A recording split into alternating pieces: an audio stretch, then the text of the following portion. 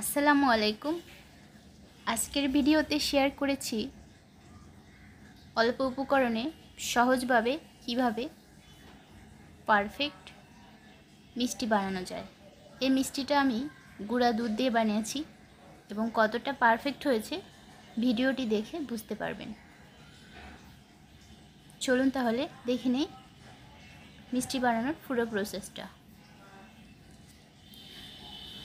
মিষ্টিটা বানানোর জন্য আমি প্রথমে একটা মিক্সিং বোলে 1 কাপ পরিমাণ গুঁড়া দুধ নিয়েছি, 1 চা চামচের মতো বেকিং পাউডার দিয়েছি, 1/2 চা চামচ ঘি দিলাম এবং একটা ডিম ফেটিয়ে রেখেছিলাম সেখান থেকে অর্ধেকটা দিয়ে দিলাম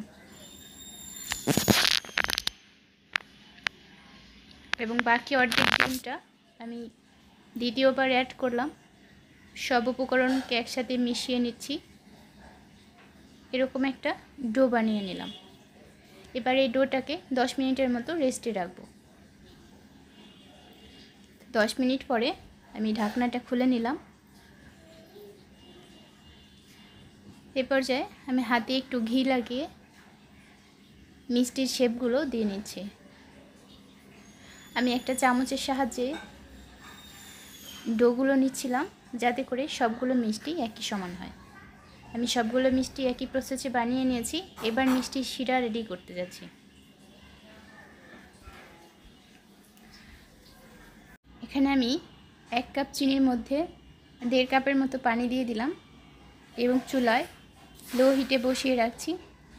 এই শিরাটা কিন্তু বেশিক্ষণ জাল করার কোনো প্রয়োজন নেই, একটু বলক চলে আসলেই হয়ে যাবে। শেষ পর্যায়ে আমি একটা লেবু অ্যাড করলাম, এতে করে ঠান্ডা হওয়ার পরে শিরাটা জমে যাবে না। তো শিরাটা হয়ে গেছে। শিরাটা আমি নামিয়ে রেখেছি অন্য চুলায়। এ পর্যায়ে মিষ্টিগুলো ভাজতে চলে আসলাম। চুলায় লো হিটে তেল গরম করে সবগুলো মিষ্টি দিয়ে দিচ্ছি। একেবারে গরম তেলে কিন্তু মিষ্টিগুলো ছাড়া যাবে না, এতে করে উপরটা পুড়ে যাবে এবং ভিতরটা খুব ভালোভাবে কুক হবে না। এবং অনবরত নাড়তে হবে, এতে করে মিষ্টির চারপাশে সুন্দর একটা কালার আসবে। তো আমি বিভিন্ন কালার বানানোর জন্য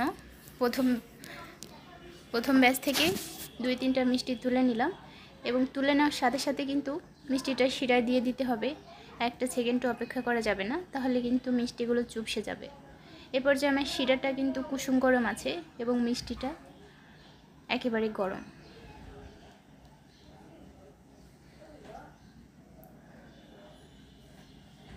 তো আমি কিছুক্ষণ পরপর 2টা করে 1টা করে মিষ্টি তুলে নিয়েছিলাম যাতে করে এক একটা মিষ্টি এক এক রকম কালার হয়। এবং শিরার মধ্যে দিয়ে আমি 2 থেকে 3 ঘন্টা অপেক্ষা করে 3 ঘন্টা পরে ঢাকনাটা খুলে নিলাম। এ পর্যায়ে দেখতেই পাচ্ছেন কতটা সুন্দরভাবে মিষ্টিগুলো শিরাটা চুপ করেছে।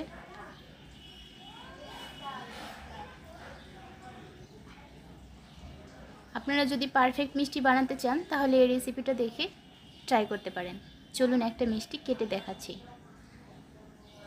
তো দেখুন ভিতরটা কতটা সফট হয়েছে এবং শিরা কিন্তু খুব ভালোভাবে চুপ করে নিয়েছে। তো ভিডিও ভালো লাগলে লাইক, কমেন্ট, শেয়ার করবেন এবং চ্যানেলটি সাবস্ক্রাইব করবেন। সবাই ভালো থাকবেন। আল্লাহ হাফেজ।